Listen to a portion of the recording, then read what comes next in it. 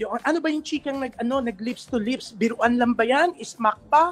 Ano ba yung lips to lips ni Cowrie at ni Francine Diaz? Yan. Hindi, kasi, di ba, nandun sila sa holding area ng mga celebrity. Alam mo yun, June, di ba? Dun sa parang likod or gilid ng sinihan. Hindi siya sa red carpet. So, parang naglolokohan lang sila kasi close silang dalawa, di ba? Magkasama sila sa Fractured, di ba? Pati si Seth Fedelin. So, parang naglolokohan sila, niloloko nila si Cowrie. Actually, nag-kiss na sila, nagbeso-beso na.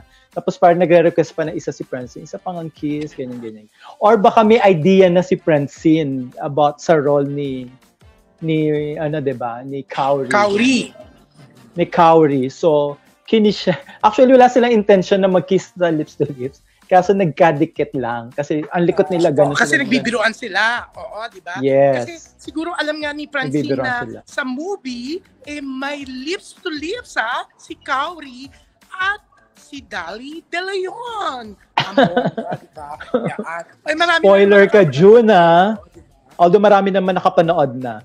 Yeah, hindi lang kissing scene yun, hindi lang smack, gagaya ng ginawa ni Francine sa ni Cowrie. It's torrid talaga. Torrid kissing scene. Talaga? So, yes. Paano So, na-shock kami lang. napapayag si Cowrie, no? Mm-hmm. Ano ba yan? May istorya ba ng may something actually, ba sila? June, kaya nga dun sa eksena na yon, actually dalawa lang yung eksena ni Cowrie Pero siya yung pinakatumatak among dun sa ibang cast. Siyempre, except dun sa dalawang bida, di ba?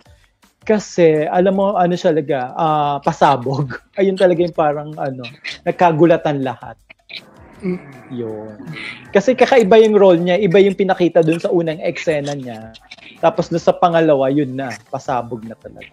Actually, dami nagko-congratulate sa kanya, di ba? Pati sila Direk Lauren Joggy, nakita ko yung Instagram post ni Direk.